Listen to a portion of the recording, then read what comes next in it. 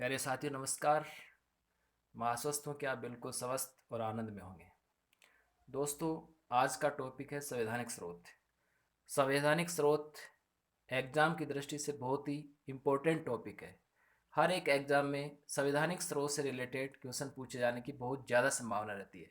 तो दोस्तों, आज संवैधानिक स्रोत से रिलेटेड जितने भी क्वेश्चन बनते हैं, और जल्दी से केवल बेसिक क्वेश्चन ही बनते हैं, इतने कंसेप्चुअल क्वेश्चन ही बनते हैं, लेकिन फिर भी आज इनके क्वेश्चन पूछे जाने का जो ट्रेंड है वो बदल चुका है। तो आइए दोस्तों, आज के इस सेशन में आपका हार्दिक स्वागत है। और इस सेशन का फर्स्ट क्वेश्चन है, भारतीय संविधान का सबसे बड़ा संवैधानिक स्रोत कौन सा है। तो दोस्तों, आप जानते हैं कि भारतीय संविधान का यह कहकर उपहास उड़ाया जाता है कि भारत का संविधान एक उधार का थैला है। और उधार का थैला क्यों कहा जाता है? क्योंकि इसमें अधिकांश जो प्रावधान है हमने विदेशी राज्यों से ग्रहण किए हैं। तो दोस्तों, यहाँ पे भारतीय संविधान का जो सबसे बड़ा संवैधानिक स्रोत है वो कौन सा है? ऑप्शन है भारत शासन अधिनियम 1909, भारत शासन अधिनियम 1919, भारत शासन अधिनियम 1935, भारत शासन अधिनियम 1947। तो दोस्तों, इस क्वेश्चन का राइट आंसर है भारत शासन अधिनियम 1935। भारत शासन अधिनियम 1935 भारतीय संविधान का सबसे बड़ा संवैधानिक स्रोत है, क्योंकि हमारे यहाँ पे जो 395 अनुच्छेद थे उसमें अधिकांश आर्टिकल, लगभग 200 से भी ज़्यादा अनुच्छेद हैं, इस भारत शासन अधिनियम से ही अधिग्रहित हैं। और दोस्तों, इसका मुख्य कारण है क्योंकि हमारे भारत के ऊपर बहुत समय तक ब्रिटिश सरकार का शासन रहा, और ये जो अधिनियम है ये भी ब्रिटिश सरकार के दौरान ही बना था। तो इसी वजह से यहाँ पे जो भारत शासन अधिनियम है वो भारतीय संविधान का सबसे बड़ा संवैधानिक स्रोत है। इसके अलावा इसका एक और इम्पोर्टेंट फैक्ट है, कल लास्ट वीडियो में भी हमने बात की थी कि जब भारत स्वतंत्र हो चुका था, आज़ाद भारत, तो आज़ाद भारत में जब तक संविधान का निर्माण नहीं होगा और जब तक उसका संविधान लागू नहीं होगा, संविधान लागू होने के समय तक भारत शासन अधिनियम 1935 के तहत ही भारत की शासन व्यवस्था को संचालित किया जाएगा। इस प्रकार की जो व्यवस्था की गई थी वो भारत स्वतंत्रता अधिनियम 1947 में की गई थी। इसके अलावा देखो, भारत शासन अधिनियम 1919 है, ये भी बेहद इंपॉर्टेंट अधिनियम है। और इससे सबसे बेसिक और इम्पोर्टेंट क्वेश्चन बनता है कि इस अधिनियम का दूसरा नाम क्या है, किस नाम से इसको पहचाना जाता है। तो दोस्तों, इस अधिनियम को तत्कालीन भारत राज्य सचिव, जिसके पद की स्थापना 1857 के अधिनियम में हुई थी, और तत्कालीन वाइसराय, उनके क्रम से नाम के आधार पर इसका नाम रखा गया है मार्ले मिंटो सुधार अधिनियम। तो 1909 के अधिनियम को मार्ले मिंटो सुधार अधिनियम भी कहा जाता है। और इसी अधिनियम में केंद्रीय विधान परिषद के सदस्यों को पूरक प्रश्न पूछने का अधिकार प्राप्त हुआ था, क्योंकि संसदीय व्यवस्था तो 1892 के अधिनियम में प्रारंभ हो गई थी, लेकिन केंद्रीय विधान परिषद के सदस्यों को क्रॉस क्वेश्चन पूछने का अधिकार जो मिला था, पूरक प्रश्न पूछने का जो अधिकार प्राप्त हुआ, वो इसी अधिनियम से प्राप्त हुआ था। और यही वो अधिनियम है जिसमें मुस्लिम वर्ग के लिए पृथक से सांप्रदायिक निर्वाचन व्यवस्था की गई थी।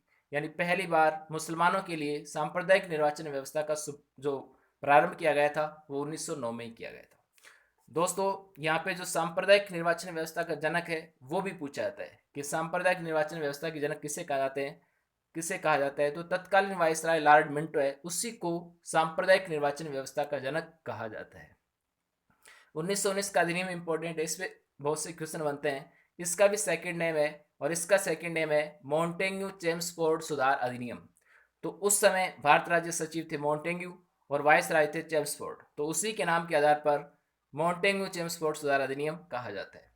दोस्तों, यहाँ पे 1919 के अधिनियम की सबसे प्रमुख विशेषता थी कि यहाँ पे प्रांतों में दवेज शासन व्यवस्था का शुभारंभ हो चुका था।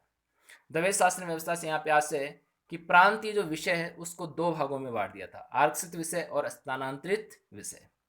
इसके अलावा यहाँ पे 1919 का अधिनियम है, उसमें संघ लोक सेवा आयोग की स्थापना भी हो चुकी थी।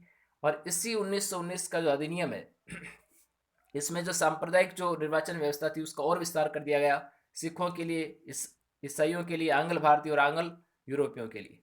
तो ये भी जो एक्ट है, इम्पोर्टेंट एक्ट है। 1935 के अधिनियम में पहली बार अखिल भारतीय संघ की स्थापना की गई थी, जिसके तहत जो राज्य थे, देश रियासत थी, उनको एक इकाई समझा गया और केंद्र और राज्य के मध्य 3 सूचियों के माध्यम से विषयों का बंटवारा किया गया था: संघ सूची, राज्य सूची और समवर्ती सूची। संघ सूची में उस समय 59 विषय शामिल किए गए थे, 59। राज्य सूची और समवर्ती सूची, राज्य सूची में 54 और समवर्ती सूची में 36 सब्जेक्ट। तो इस प्रकार से 59, 54, 36 संघ सूची, राज्य सूची और समवर्ती सूची, इस प्रकार से यहाँ पे विषयों का वर्गीकरण किया गया था। लेकिन वर्तमान में विषय 97, 61 और 52 हैं। संघ सूची में 97, राज्य सूची में 61 और इसी प्रकार समवर्ती सूची में 52 है।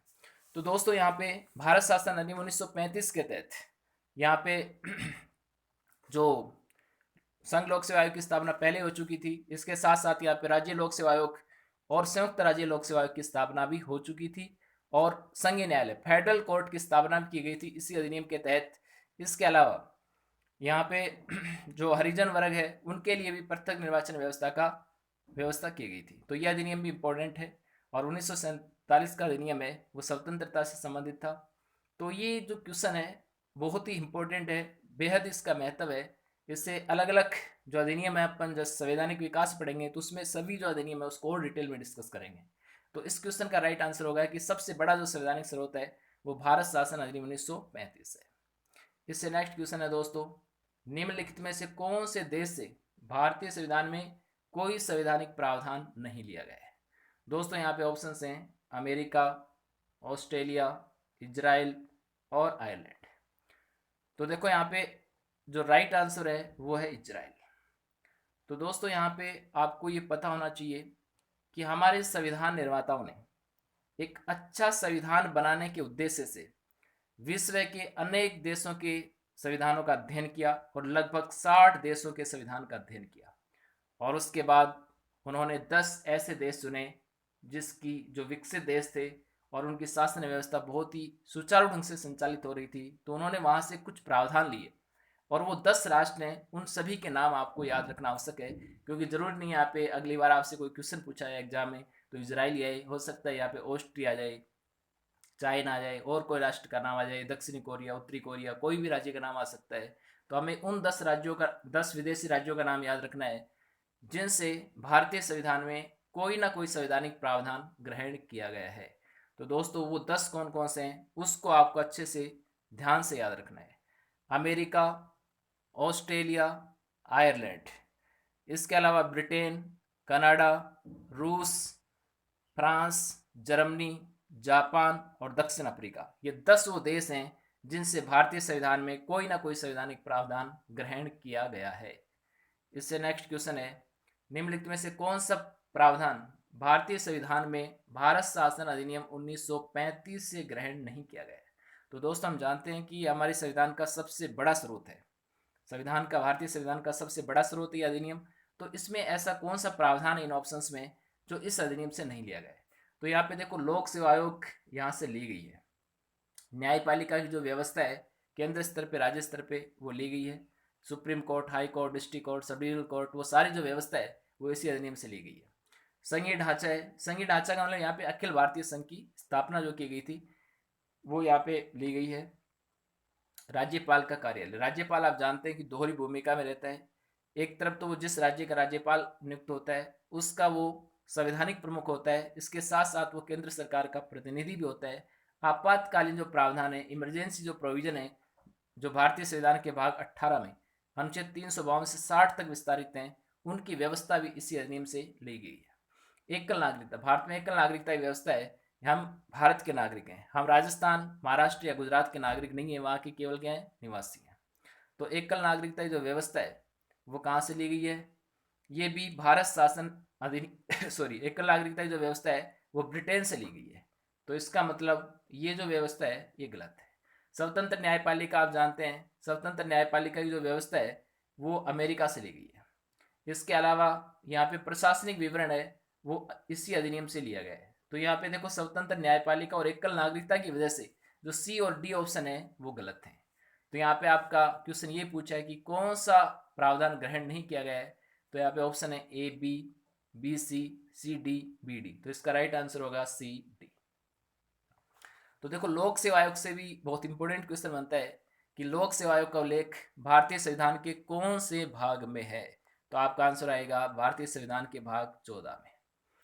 और भाग 14 में न केवल लोक सेवा आयोग हैं, लोक सेवाएं भी हैं, जो 3 प्रकार की सेवाएं वर्तमान में अखिल भारतीय सेवाएं, IAS, IPS और IFS। तो इस प्रकार की जो अखिल भारतीय लोक सेवाएं हैं, इसके अलावा केंद्रीय सेवाएं हैं, राज्य सेवाएं हैं, तो जो लोक सेवाएं हैं और लोक सेवा आयोग है उनका उल्लेख कौन से भाग में? 14 में। और भाग 14 का विस्तार कहाँ से कहाँ तक है? 308 से लेकर के और 323 तक। 308 से 323 तक अपन क्या पढ़ते हैं? भाग 14 पढ़ते हैं। लेकिन लोक सेवा आयोग है, उस लोक सेवा आयोग को 315 से 323 तक ही पढ़ा जाता है। 308 से 314 तक क्या है? लोक सेवाएं हैं। तो ये भी दोस्तों आपको ध्यान रखना है कि लोक सेवा आयोग का उल्लेख भारतीय संविधान के भाग 14 में है, उसके साथ उसमें लोक सेवाएं भी हैं। पूरे भाग 14 का विस्तार 308 से 323 तक है, जबकि लोक सेवाओं का 308 से 314, लोक सेवा आयोग का 315 से 323 तक। सभी प्रकार की लोक सेवा आयोग, चाहे वो यूपीएससी हो, चाहे वो state public service commission SPSC हो, चाहे वो joint state public service commission JSPSC हो, न्यायपालिका, संघीय ढांचा, राज्यपाल का कार्यालय, आपातकालीन प्रावधान, ये सारी की सारी जो व्यवस्थाएं ये इसी अधिनियम से ग्रहण की गई है। एकल नागरिकता आप जानते हैं ब्रिटेन से ली गई है। स्वतंत्र न्यायपालिका आप जानते हैं अमेरिका से ली गई है। तो ये प्रावधान इनसे नहीं होने के कारण ये इनसे ग्रहण नहीं किए गए। तो यहाँ पे राइट आंसर है सी और डी। इससे नेक्स्ट क्वेश्चन है क्वेश्चन नंबर 4। सूची फर्स्ट को सूची सेकंड से सही सुमेलित कीजिए। तो दोस्तों यहाँ पे आप सूची फर्स्ट में प्रावधान देख रहे हैं और यहाँ पे आपके संवैधानिक स्रोत देख रहे हैं, तो इनको इससे मिलान करना है। जैसे प्रस्तावना, मौलिक अधिकार, नीति निर्देशक सिद्धांत और मौलिक कर्तव्य। दोस्तों यहाँ पे आप जानते हैं कि प्रस्तावना कहाँ से ली थी हमने? अमेरिका से। तो यहाँ पे प्रस्तावना अमेरिका से बी में है।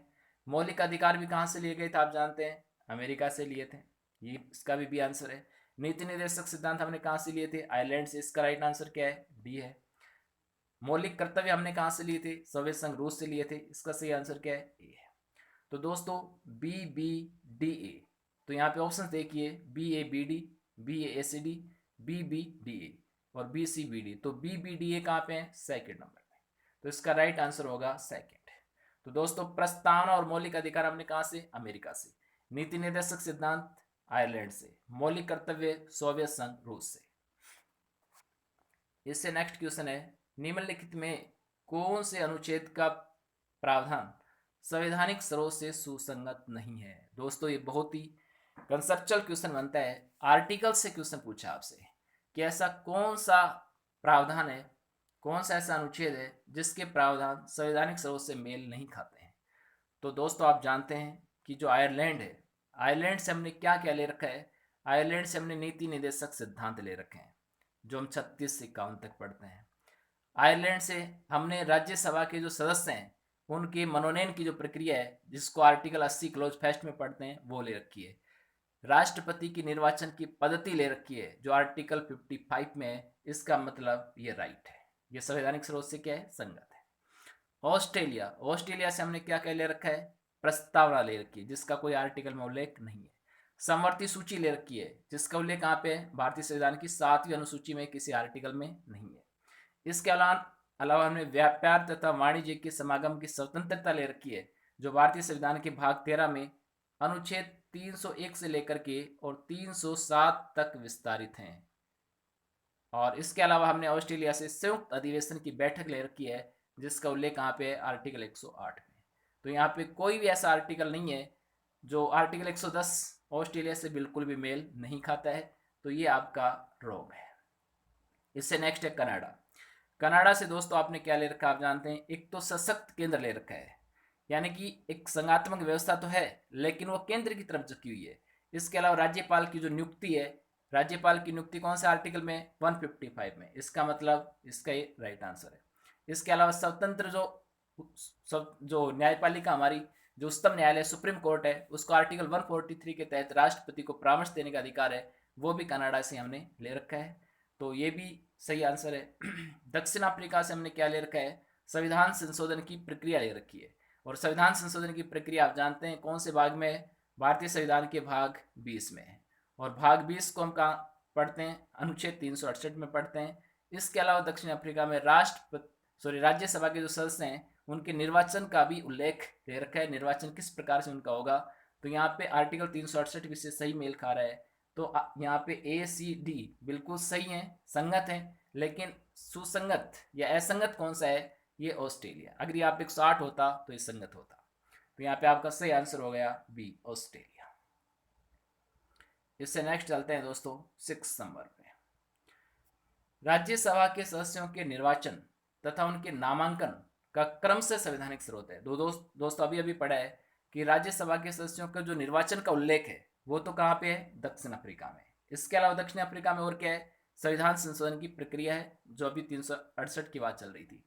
आयरलैंड से 3 बातें ली गई हैं, नीति निर्देशक सिद्धांत, राज्यसभा के सदस्यों का नामांकन और इसके अलावा राष्ट्रपति की निर्वाचन पत्ती जो अभी अभी बात की, आर्टिकल 55 उसका उल्लेख है। तो निर्वाचन और नामांकन क्रम से निर्वाचन तो कहां से हो गया, दक्षिण अफ्रीका से। नामांकन कहां से हो गया, आयरलैंड से। तो इसका राइट आंसर हो गया बी। इसके अलावा देखो ऑस्ट्रेलिया, ऑस्ट्रेलिया से अभी अभी हमने चर्चा की कि हमने ऑस्ट्रेलिया से क्या क्या ले रखा है। तो ऑस्ट्रेलिया से हम जानते हैं 4 चीजें ले रखी हैं। भारतीय संविधान में जो प्रस्तावना है उस प्रस्तावना की भाषा ऑस्ट्रेलिया से ले रखी है। समवर्ती सूची जो भारतीय संविधान की 7वीं अनुसूची में 3 सूचियां हैं, संघ सूची, राज्य सूची, समवर्ती सूची। तो समवर्ती सूची कहां से ली है, ऑस्ट्रेलिया से। इसके अलावा व्यापार तथा वाणिज्य के समागम की स्वतंत्रता ऑस्ट्रेलिया से रखी है। इसी प्रकार अनुच्छेद 108 के तहत जो दोनों सदनों की संयुक्त बैठक है वो भी कहां से ले रखी है, ऑस्ट्रेलिया से। आयरलैंड से हमने क्या ले रखा है, 3 चीजें, नीति निर्देशक सिद्धांत, राज्यसभा के सदस्यों का मनोनयन और इसके साथ ही राष्ट्रपति के निर्वाचन की पत्ती जो अनुच्छेद 55 में वर्णित है। इसी प्रकार देखो जर्मनी से आप जानते हैं जो आपातकालीन प्रावधान है उस दौरान जो मौलिक अधिकार निलंबित होते हैं उनका उल्लेख जर्मनी के संविधान से ले रखा है कि कब कब आपके मौलिक अधिकार निलंबित हो सकते हैं आपातकाल के दौरान, वो व्यवस्था। जबकि आपातकालीन प्रावधान पूछे तो आपातकालीन प्रावधान तो हमने कहां से ले रखे हैं, भारत शासन अधिनियम 1935 से ले रखे हैं। आपातकालीन प्रावधान कहां से हैं, भारत शासन अधिनियम 1935 से। लेकिन आपातकाल के दौरान मूल अधिकारों का स्थगन जो है, स्थगित कब होंगे, वो व्यवस्था कहां से ली गई है, जर्मनी से। कनाडा भी बहुत इंपॉर्टेंट है। कनाडा के बारे में अभी हमने बात की है, किसमें सशक्त केंद्र के एक संघात्मक शासन व्यवस्था की बात की गई है, राज्यपाल की नियुक्ति की बात की गई है। इसके अलावा सुप्रीम कोर्ट के द्वारा राष्ट्रपति को जो अनुच्छेद 143 के तहत जो परामर्श दिया जाता है उसका उल्लेख है। दोस्तों फ्रांस से आपको पता है, एक तो फ्रांसीसी क्रांति से हमने जो प्रस्तावना में पढ़ा था कि समानता, स्वतंत्रता और बंधुता जो से शब्द हैं, बंधुत्व जैसे आदर्श शब्द हैं, वो फ्रांस से लिए गए, फ्रांसीसी क्रांति से 1789 की क्रांति से लिए। इसके अलावा फ्रांस से गणराज्य शब्द लिया है। तो यहाँ पे दोस्तों गणराज्य का अर्थ क्या है, गणराज्य किस राज्य को कहते हैं, आप जानते हैं कि भारत एक गणराज्य है। भारत को एक गणराज्य क्यों कहते हैं, जिस देश का संवैधानिक प्रमुख उत्तराधिकारिता के आधार पर निर्वाचित न होकर के एक निश्चित समांतराल से निर्वाचित हो। निश्चित समांतराल का मतलब जैसे भारत का राष्ट्रपति, भारत का संवैधानिक प्रमुख है, उसका चुनाव एक निश्चित समय के लिए होता है, 5 साल के लिए। 5 साल के बाद भले ही वो ही आ जाए, क्योंकि यहाँ पे आर्टिकल 57 के तहत पुनः निर्वाचन पर कोई प्रतिबंध नहीं है, लेकिन उसको 5 साल के बाद पुनः निर्वाचित होकर आना पड़ेगा। जरूरी नहीं वो ही आए, कोई दूसरा भी आ सकता है, लेकिन एक निश्चित समय से यहाँ पे क्या होते हैं, चुनाव होते हैं और निर्वाचित ही होगा, नियुक्त या मनोनीत नहीं होगा। अब निर्वाचन भले ही प्रत्यक्ष भी हो सकता है, अप्रत्यक्ष भी हो सकता है। जापान में यहाँ विधि द्वारा स्थापित प्रक्रिया है, प्रोसीजर एस्टेब्लिश बाय लॉ है, जिसको आगे डिस्कस करेंगे अपन डिटेल में। इससे नेक्स्ट क्वेश्चन है, निम्नलिखित में से कौन सा प्रावधान ब्रिटिश संविधान से नहीं लिया गया है। दोस्तों ब्रिटिश संविधान जो है आप जानते हैं कि भारत के ऊपर एक लंबे समय तक अंग्रेजों का शासन रहा था, तो ब्रिटिश का हमारे ऊपर बहुत ज़्यादा प्रभाव पड़ा। तो हमारा पूरा जो पार्लियामेंट्री सिस्टम है, जो हमारा पार्लियामेंट्री सिस्टम है, संसदीय व्यवस्था है, वो ब्रिटेन से ली गई है। ये आपको अच्छे से याद रखना है, नहीं लिया गया है वो आपसे यहाँ पे पूछा गया है। तो दोस्तों आप जानते हैं कि हमारी जो संसदीय शासन व्यवस्था है वो पूरी की पूरी ब्रिटेन से ली गई है, और संसदीय शासन व्यवस्था में मंत्रिमंडल प्रणाली आती है, तो ये वहीं से ली गई है। विधि का शासन, कानून का शासन, विधायी प्रक्रिया, किस प्रकार से विधेयक को सदन में रखेंगे, उसके बाद वो पारित होगा, राष्ट्रपति स्वीकृति देगा, कानून बनेगा, ये सब व्यवस्था ब्रिटेन से ली गई है। संसद को क्या क्या विशेषाधिकार रहेंगे, द्विसदनीय व्यवस्था जैसे लोकसभा, राज्यसभा है, क्योंकि ब्रिटेन में आज भी क्या है, 2 सदन है। जैसे अपने यहाँ पे लोकसभा, राज्यसभा है, इसी प्रकार वहाँ पे हाउस ऑफ कॉमन्स, वहाँ पे लोअर हाउस है, जबकि हाउस ऑफ जो रिप्रेजेंटेटिव है, हाउस ऑफ लॉर्ड है, वो वहाँ पे क्या है, अपर हाउस है। तो हाउस ऑफ लॉर्ड्स तो अपर हाउस है वहाँ पे, और हाउस ऑफ कॉमन्स क्या है, लोअर हाउस है। निम्न सदन लोकसभा के समान, तो वहाँ पे क्या है, लोकसभा। हमारे यहाँ पे निम्न सदन है, वहाँ पे निम्न सदन क्या है, हाउस ऑफ कॉमन्स। और वहाँ अपने उच्च सदन क्या है, राज्यसभा, वहाँ पे उच्च सदन क्या है, हाउस ऑफ लॉर्ड है। अमेरिका में भी द्विसदनीय व्यवस्था है, वहाँ पे जो उच्च सदन है उसको सीनेट कहते हैं, जबकि निम्न सदन को हाउस ऑफ रिप्रेजेंटेटिव कहते हैं। दोस्तों एकल नागरिकता आप जानते हैं ब्रिटेन से ली गई है, लेकिन स्वतंत्र न्यायपालिका ब्रिटेन से नहीं ली गई है। ये कहाँ से ली गई? अमेरिका से। तो इसी वजह से ये यहाँ पे गलत हो जाता है, नहीं लिया गया है, ये डी वाला प्रावधान नहीं लिया गया है। तो इसका राइट आंसर आएगा डी। सही आंसर है इसका डी। इससे नेक्स्ट क्वेश्चन है, निम्नलिखित में से प्रावधान कौन से अनुच्छेद से प्रावधान अमेरिकी संविधान से नहीं लिए गए हैं? दोस्तों बहुत ही बेहद इंपॉर्टेंट क्वेश्चन है कि ऐसा कौन सा आर्टिकल आपको नजर आ रहा है जो अमेरिकी संविधान से संबंधित नहीं है। आप जानते हैं अमेरिका के संविधान से हमने मूल अधिकार लिए हैं, जिसका उल्लेख भारतीय संविधान के भाग 3 में अनुच्छेद 12 से 35 तक है। इसके अलावा हमने यहाँ पे सुप्रीम कोर्ट और हाई कोर्ट का जो जजेज है उसको हटाने की प्रक्रिया, उनके जो रिमूवल प्रोसीजर है वो आर्टिकल 124 क्लॉज 4 में है, तो ये इससे मेल खा रही है। इसके अलावा जो राष्ट्रपति है उसके जो इम्पीचमेंट प्रोसेस है, राष्ट्रपति को हटाने की प्रक्रिया जिसके महाभियोग प्रक्रिया कहते हैं, वो भी यहाँ से ली गई है, जिसका उल्लेख अनुच्छेद 61 में। उपराष्ट्रपति का पद हमने लिया है कि भारत का एक उपराष्ट्रपति होगा, जिसका उल्लेख कहाँ पे है? आर्टिकल 63 में। स्वतंत्र न्यायपालिका हमने अमेरिका से ली है। इसके अलावा न्यायिक पुनर्विलोकन की शक्ति हमने अमेरिका से ली है। तो यहाँ पे आर्टिकल 64 है, जिसमें उपराष्ट्रपति को जो वेतन मिलेगा वो उसके पद का नहीं मिलेगा, राज्यसभा के पदेन समाप्ति होने के नाते मिलेगा। तो राज्यसभा का पदेन समाप्ति होता है, इस रूप में उसको वेतन मिलता है। ये बात आर्टिकल 64 में जो इस अमेरिकी संविधान से नहीं ली गई है। अमेरिकी संविधान में इतना ही है कि भारत का एक उपराष्ट्रपति होगा, तो उपराष्ट्रपति के पद का उल्लेख किया गया है 63 में, यहाँ पे 64 नहीं है, तो ये यहाँ से नहीं लिया गया। तो आपका राइट आंसर हो गया बी। इससे नेक्स्ट क्वेश्चन है, उच्चतम न्यायालय का परामर्शी न्याय निर्णय का प्रावधान किस देश के संविधान से ग्रहण किया? अभी अभी हमने बात की थी कि राष्ट्रपति सुप्रीम कोर्ट से आर्टिकल 143 के तहत परामर्श मांग सकता है और सुप्रीम कोर्ट राष्ट्रपति को परामर्श देने के लिए बाध्य होता है, लेकिन राष्ट्रपति सुप्रीम कोर्ट के द्वारा दिए गए परामर्श को मानने के लिए बाध्य नहीं होता है। वो चाहे तो उसके द्वारा दिए गए परामर्श को स्वीकार भी कर सकता है, अस्वीकार भी कर सकता है। और इसमें एक खास बात और भी है, राष्ट्रपति जब सुप्रीम कोर्ट से परामर्श मांगता है तो वो कम से कम 5 न्यायाधीशों की बेंच के साथ परामर्श देता है, 1 या 2 न्यायाधीशों के बेंच के साथ परामर्श नहीं देता है। ये सारे फैक्ट इंपॉर्टेंट है। और ये जो व्यवस्था है ये हमने कहाँ से ली है? कनाडा से। तो उच्चतम न्यायालय का जो परामर्शी न्याय निर्णय का प्रावधान है वो हमने कनाडा के संविधान से ग्रहण किया है। इससे नेक्स्ट क्वेश्चन है दोस्तों, गणतंत्रात्मक शासन व्यवस्था तथा विधि द्वारा स्थापित प्रक्रिया। गणतंत्रात्मक शासन व्यवस्था और विधि द्वारा स्थापित प्रक्रिया का प्रावधान क्रम से कहाँ से है? तो आप जानते हैं कि भारत एक गणराज्य है, इसका उल्लेख फ्रांस से है। तो फ्रांस से हमने समानता, स्वतंत्रता, बंधुत्व भी लिया है, जबकि सामाजिक, आर्थिक, राजनीतिक न्याय हमने कहाँ से लिया है? रूस से लिया है। और विधि द्वारा स्थापित प्रक्रिया कहाँ से है? जापान से। तो इसका जो क्रम से है, विधि द्वारा स्थापित प्रक्रिया और गणतंत्रात्मक शासन, गणतंत्रात्मक शासन फ्रांस, विधि द्वारा स्थापित प्रक्रिया जापान। तो इसका राइट आंसर हो गया। अब दोस्तों यहाँ पे आपके मन में एक सवाल आ रहा होगा कि विधि द्वारा स्थापित प्रक्रिया क्या है? तो देखो यहाँ पे इसको प्रोसीजर एस्टेब्लिश बाय लॉ भी कहते हैं, विधि द्वारा स्थापित प्रक्रिया है। और एक होती है ड्यू प्रोसेस ऑफ लॉ, विधि की सम्यक प्रक्रिया। तो देखो विधि द्वारा स्थापित प्रक्रिया है वो एक इंडियन कंसेप्ट है, जबकि ड्यू प्रोसेस ऑफ लॉ एक अमेरिकन कंसेप्ट है। विधि द्वारा स्थापित प्रक्रिया से यहाँ पे आशय है कि कानून हमारा जो सुप्रीम कोर्ट है उसकी पावर की बात की जा रही है कि हमारा जो उच्चतम न्यायालय जो सुप्रीम कोर्ट है या हमारी जो न्यायपालिका है, उस न्यायपालिका को सिर्फ इतना ही अधिकार है कि विधायिका कोई भी कानून बना रही है वो इतना ही देखता है कि ये कानून संविधान सम्मत है या नहीं है, यानी कि संविधान में जो संविधान में वर्णित प्रक्रिया है उसके तहत कानून बनाया गया है या नहीं बनाया गया है।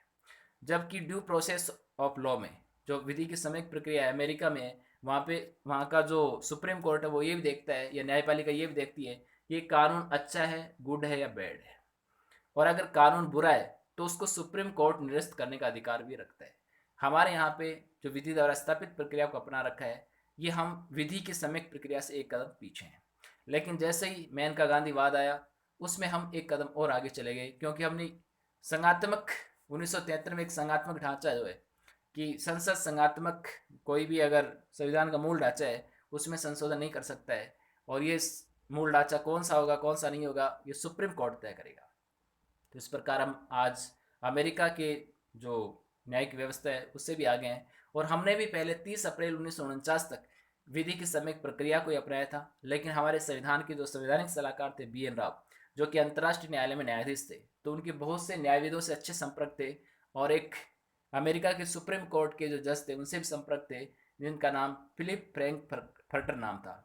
फिलिप फ्रैंक फर्टर नाम था, और उन्होंने कहा था कि देखो, विधि द्वारा स्थापित प्रक्रिया है, यही आपके लिए अच्छा रहेगा, क्योंकि भारत एक डेवलपिंग कंट्री है, और आगे बहुत से आपको संशोधन करने पड़ेंगे। अगर आपने विधि की सम्यक प्रक्रिया को अपना लिया तो आपको बहुत सी समस्याओं का सामना करना पड़ेगा, क्योंकि विधि की सम्यक प्रक्रिया है उसमें एक संसद ने जो कानून बना दिया, जैसे हमारे संसद में बहुत से सदस्य हैं, 790 सदस्य हैं, और उनमें से मान लो 700 प्रेजेंट सदस्य रह करके कानून बनाते हैं, और हमारे सुप्रीम कोर्ट में तो वर्तमान में केवल 34 सदस्य हैं, और वो अगर उस कानून को नकार देते हैं कि कानून बुरा है, तो बहुत ही यानी कि अनुचित प्रक्रिया है, वो एक अनडेमोक्रेशियल सिस्टम है, यानी कि वो लोकतंत्र नहीं है।